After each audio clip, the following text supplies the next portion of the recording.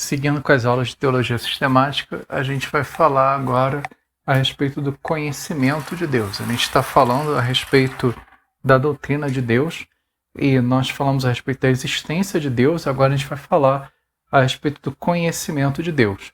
E as perguntas que a gente está fazendo aqui agora são as seguintes: podemos realmente conhecer a Deus? Quanto de Deus podemos saber? Quer dizer, a gente está falando sobre uma coisa um pouco diferente do que a gente falou quando estava tratando sobre a existência de Deus. A gente estava se perguntando como sabemos que Deus existe. Agora a gente está falando, podemos realmente conhecer a Deus? Quanto de Deus podemos saber? E, em primeiro lugar, a gente deve afirmar a necessidade de Deus se revelar a nós.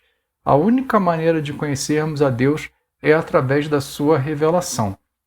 Tem duas passagens correlatas que falam a respeito disso. A primeira delas é 2 Crônicas 6:1, que diz o seguinte: Então Salomão disse, o Senhor declarou que habitaria em trevas espessas. Depois 1 Timóteo 6,16. O único que possui imortalidade, que habita em luz inacessível, a quem ninguém jamais viu, nem é capaz de ver, a ele honra e poder eterno. Amém. Quer dizer, essas duas passagens, uma do Antigo Testamento e do Novo Testamento, estão falando a mesma coisa, embora usando metáforas diferentes. Salomão está falando sobre Deus habitar em trevas espessas. E Paulo está falando a respeito de Deus habitar em luz inacessível. São metáforas diferentes, mas que remetem para a mesma realidade. O fato de que Deus está oculto para nós. Nós não poderíamos conhecer a Deus se Deus não escolhesse se revelar. Isso é falado de uma maneira mais explícita aqui em Romanos 1,19. Pois o que se pode conhecer a respeito de Deus é manifesto entre eles, porque Deus lhes manifestou. Quer dizer, por que a gente conhece a Deus? A razão pela qual a gente conhece a Deus, segundo esse texto aqui de Romanos 1,19, é porque Deus se manifestou. Se não houvesse uma manifestação de Deus, se não houvesse uma revelação da parte de Deus, nós não poderíamos conhecer a Deus. Isso também é falado aqui em Mateus 11:27. Tudo me foi entregue por meu Pai. Ninguém conhece o Filho, a não ser o Pai.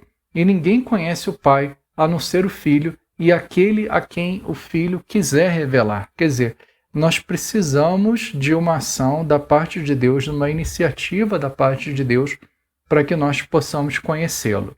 E 1 Coríntios 1:21, visto que, na sabedoria de Deus, o mundo não o conheceu por sua própria sabedoria, Deus achou por bem salvar os que creem por meio da loucura da pregação. Quer dizer, as pessoas não conhecem a Deus por meio da sua sabedoria. A existência de Deus não é algo que a gente conclui a partir da nossa inteligência ou a partir das nossas próprias observações. A existência de Deus é algo que nós conhecemos por causa da iniciativa de Deus de se revelar a nós. E também aqui em 1 Coríntios 2,14. Ora, a pessoa natural não aceita as coisas do Espírito de Deus, porque eles são loucura, e ela não pode entendê-las, porque elas se discernem espiritualmente. Esse texto ele já está tocando em outra questão, que nós suprimimos o conhecimento de Deus. Mesmo aquele conhecimento que nós temos, por causa da revelação de Deus, é suprimido no nosso pecado e parecem loucura. Então, a gente precisa de uma transformação espiritual para que a gente possa entender as coisas de Deus. A revelação das Escrituras é necessária porque a revelação da natureza é distorcida pelos homens em seu pecado. Quer dizer, isso que a gente está falando aqui.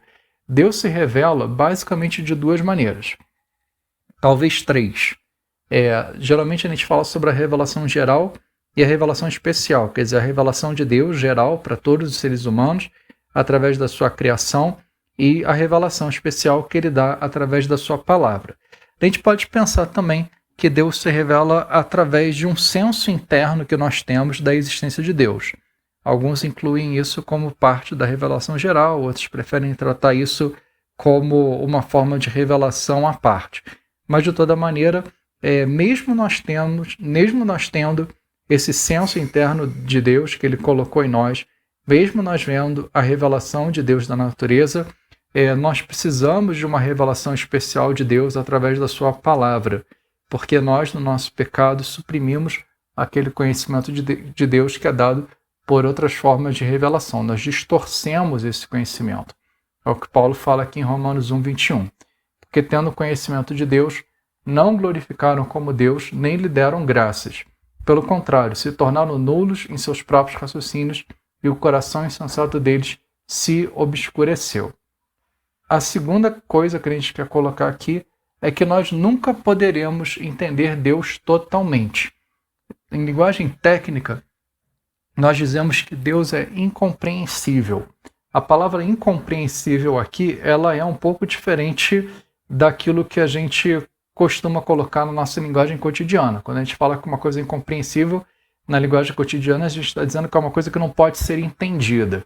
Agora, nesse contexto aqui, a gente está usando uma acepção mais técnica dessa palavra.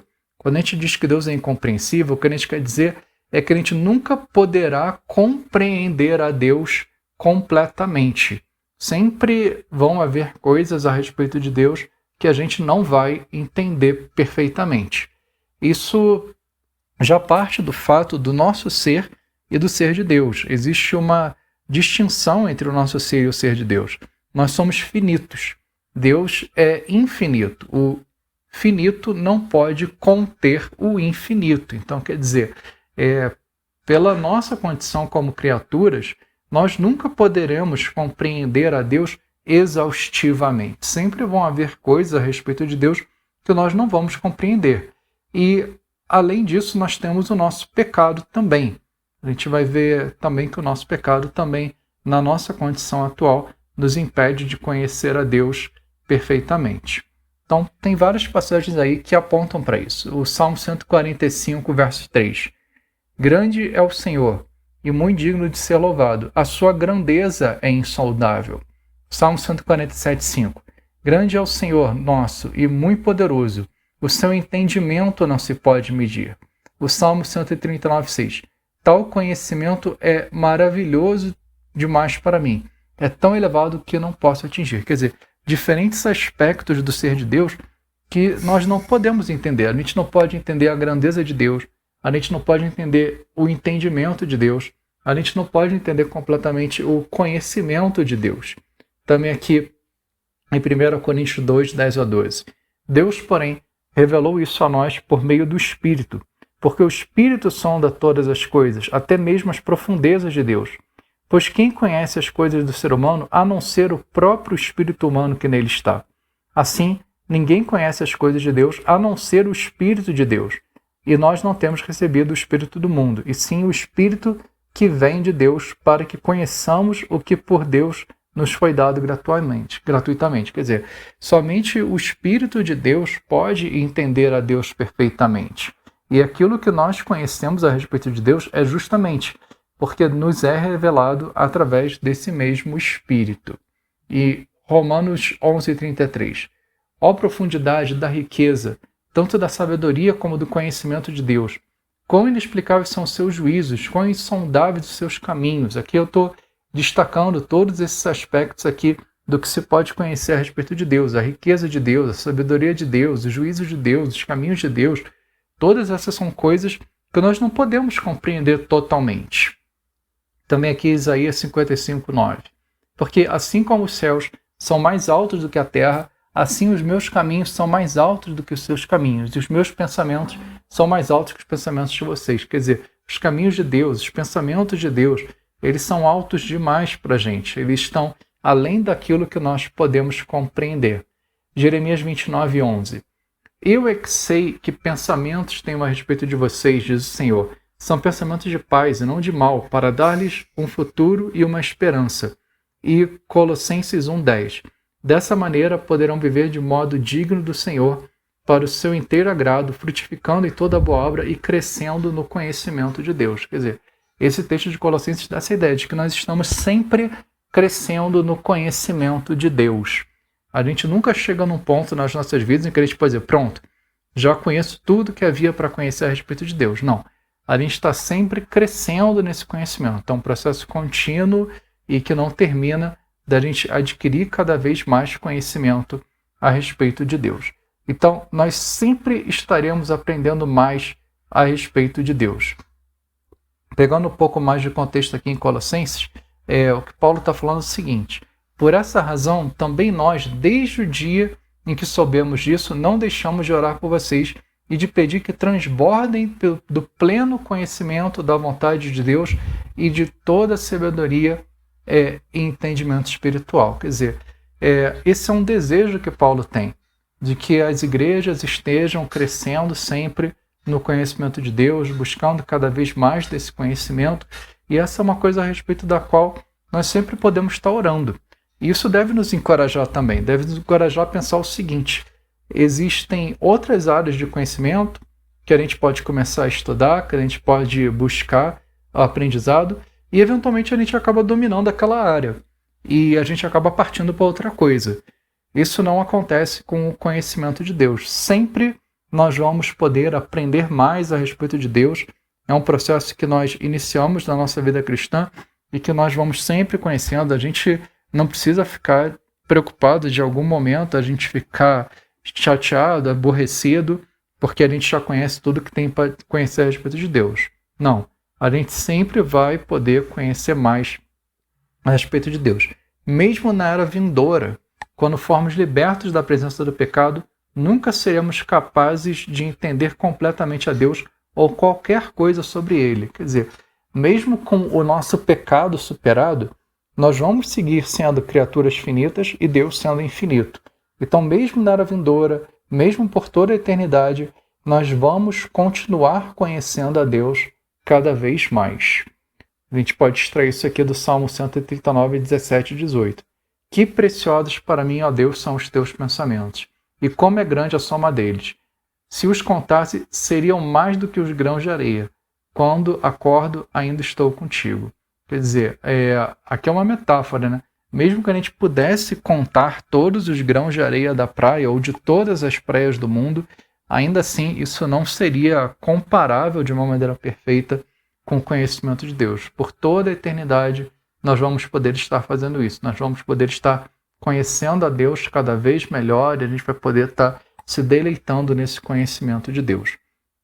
E a última questão que a gente tem para colocar é que, no entanto, podemos conhecer a Deus verdadeiramente. Embora a gente não possa conhecer a Deus exaustivamente, nós podemos conhecer a Deus de uma maneira verdadeira. Quer dizer, embora o nosso conhecimento a respeito de Deus não seja um conhecimento total ou não seja um conhecimento exaustivo, isso não quer dizer que não seja um conhecimento verdadeiro. Nós conhecemos Deus pessoalmente. Nós não conhecemos apenas fatos a respeito de Deus. Não é como se a gente tivesse simplesmente ouvido falar a respeito de Deus, ou não é como se a gente estivesse examinando um objeto inanimado, tentando conhecer esse objeto. O nosso conhecimento de Deus é um conhecimento pessoal. Deus é um ser pessoal. E nós conhecemos a Ele através desse relacionamento pessoal que nós temos com Deus. A gente pode ver isso aqui em Jeremias 9, 23 e 24. Assim diz o Senhor: não se glorie o sábio na sua sabedoria, nem o forte na sua força, nem o rico nas riquezas, mas aquele que se gloria, glorie-se nisso, em me conhecer e saber que eu sou o Senhor e faço misericórdia, juízo e justiça na terra, porque dessas coisas me agrado, diz o Senhor. Quer dizer, é um tipo de relacionamento pessoal que nós temos com Deus, nós conhecemos a Ele dessa maneira. E também João 17, 3. E a vida eterna é essa, que conheçam a Ti, o único Deus verdadeiro, e a Jesus Cristo a quem enviaste. Quer dizer, a gente conhece a Deus através do nosso relacionamento pessoal com Jesus Cristo. E Hebreus 8:11. E não ensinará jamais cada um ao seu próximo, nem cada um ao seu irmão, dizendo: conheço o Senhor, porque todos me conhecerão, desde o menor até o maior deles. Essa é a expectativa que nós temos, então, na nossa vida vindoura, e mesmo nessa vida, conforme a gente vai conhecendo mais a Deus, é que nós, cada um de nós, está no relacionamento com Ele, e não precisamos que outros nos contem a respeito de Deus, mas que nós mesmos podemos ter esse conhecimento no relacionamento pessoal com Deus. Agora, 1 João 5:20. Também sabemos que o Filho de Deus já veio e nos tem dado o entendimento para reconhecermos aquele que é o verdadeiro. E nós estamos naquele que é o verdadeiro, em seu Filho, Jesus Cristo. Esse é o verdadeiro Deus e a vida eterna. Quer dizer, nós estamos nele. A ideia de que nós estamos unidos a Cristo. Nós temos essa união pessoal com Deus através de Jesus. E, finalmente, João 14, 23.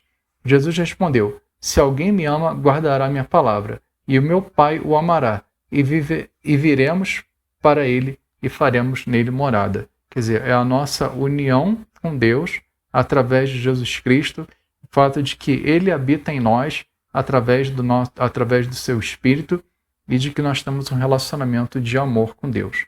Não é simplesmente que nós sabemos fatos a respeito de Deus, mas é que nós de fato estamos nesse relacionamento com ele.